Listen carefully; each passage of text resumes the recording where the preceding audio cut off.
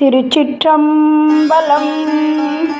தினம் ஒரு திருமந்திரம். திருச்சிற்றம்பலம்.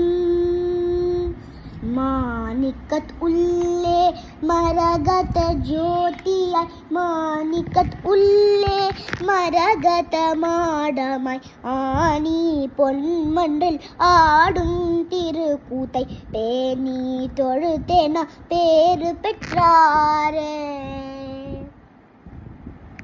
திருச்சிற்றம்பலம். மாணிக்கத்துள்ளே மரகத ஜோதியா என்று தொடங்கும் பாடலை இப்பொழுது நாம் காணப்போகிறோம்.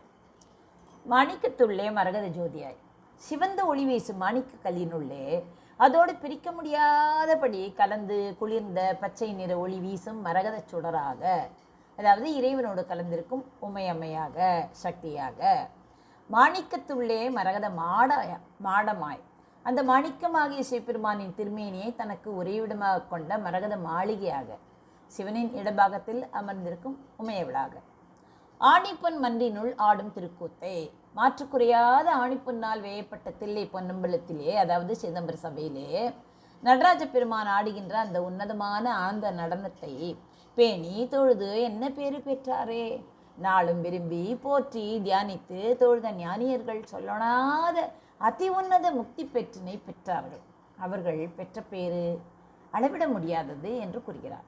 மாணிக்க திருளுக்குள் மரகத சுடராய் சிவனோடு பிரிக்க முடியாதபடி கலந்திருக்கும் உமை அம்மையோடு தில்லை பொன்னம்பலத்தில் கூத்தபிரான் ஆடும் ஆனந்த நடனத்தை அன்போடு போற்றி தொழுபவர்கள் பிறவிப்பிணி நீங்கி எல்லையற்ற பேரின்ப முக்தி பெற்றினை பெறுவார்கள் என்ற கருத்தை தெரிவிக்கிறது இந்த பாடல். சிவசக்தி தத்துவத்தை தெரிவிக்கிறது. மாணிக்க கல்லையும் அதன் சிவந்த ஒளியும் பிரிக்க முடியாது. ஒளி வேறு, கல் வேறு அல்ல. அதுபோல சிவமும் சக்தியும் ஒன்றே. சிவத்திற்குள் சக்தியும் சக்திக்குள் சிவமும் அடக்கம். இதனையே மாணிக்கத்துள்ளே மரகத ஜோதியாய் என்கிறார் திருமூலர். இறைவன் ஆடும் அம்பலமே, அதாவது மன்றம் இருக்கிறதே, அது சக்தியின் வடிவம்தான். சக்தியாகிய பிடத்தின் மேல் நின்றுதான் சிவன் ஆடுகிறான். சிதம்பரத்தில் உள்ள பொன்னம்பலம் வெளிப்புற கதை.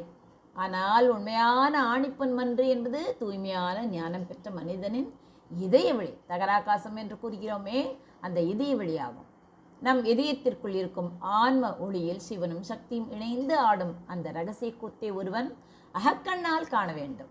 தில்லை நடராஜரின் தூக்கிய திருவடியை, அது குஞ்சித பாதம் என்று கூறுகிறோமே, அந்த தூக்கிய திருவடியை தஞ்சமடைந்தால் மாயை அகலும், நல்வினை தீவினை அழியும், பேரின்பம் கிட்டும் என்பது தத்துவம். தில்லை நடனத்தை போற்றி தொழுது முக்தி பெற்றவர்கள் பலர் இருக்கிறார்கள். வியாக்கிரபாதர், புலிக்கால் முனிவர் என்று கூறுகிறோமே, அவர்தான். பதஞ்சலி முனிவர் போன்றோர் இறைவனின் இந்த ஆனந்த கூத்தை காணவே தவம் இருந்தனர். நந்தனார், திருநீலகண்ட யாழ்ப்பாணர் போன்ற அடியார்கள் இந்த திருக்கூத்தில் ஒன்றி போய் இறைவனுடன் கலந்தனர். என்ன பேர் பெற்றாரே என்று திருமூலர் ஆச்சரியத்தோடு பாடுவதற்கு காரணம் என்ன?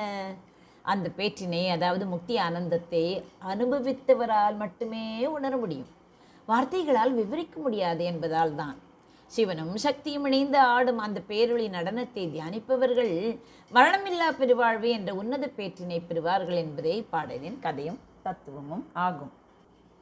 மாணிக்கத்துள்ளே மரகத ஜோதியாய், மாணிக்கத்துள்ளே மரகத மாடமாய், ஆணிப்பொன் மன்றினோ ஆடும் திருக்கூத்தை பேணி தொழுது என்ன பேறு பெற்றாரே.